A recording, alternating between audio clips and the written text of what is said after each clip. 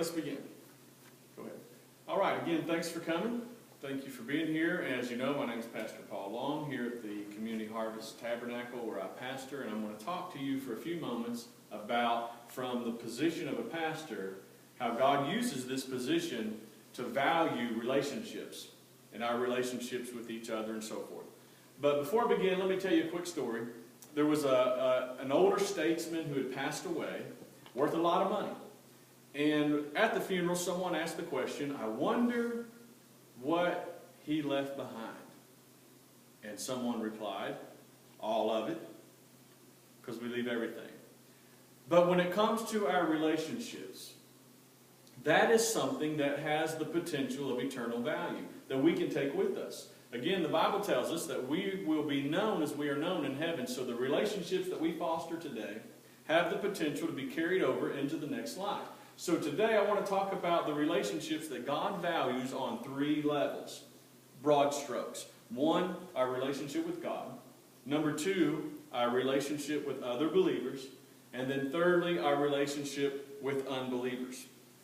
Now, for the first point, our relationship with God, if you look at this level, on a vertical level, to get that bubble in there, we have to be true, we have to be straight, we have to be square, correct? Same with God. We have to have our relationship with God intact. Our relationship needs to be right.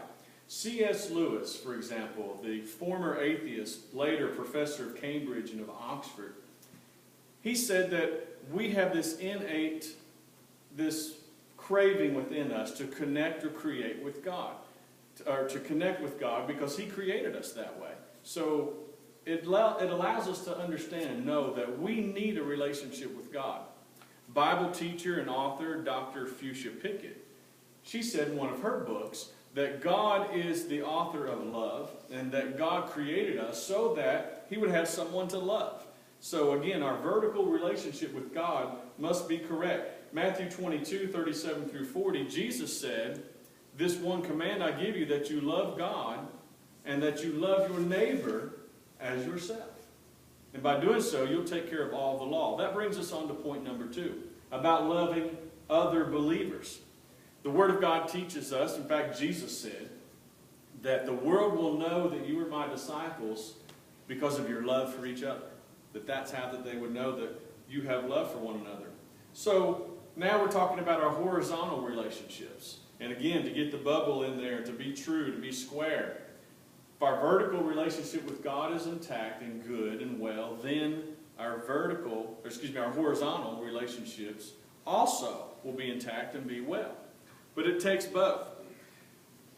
Rick Clendon, an author and evangelist, some of you know him, in his book, Mentoring from the Mountaintop, he talks about three relationships every believer needs to have.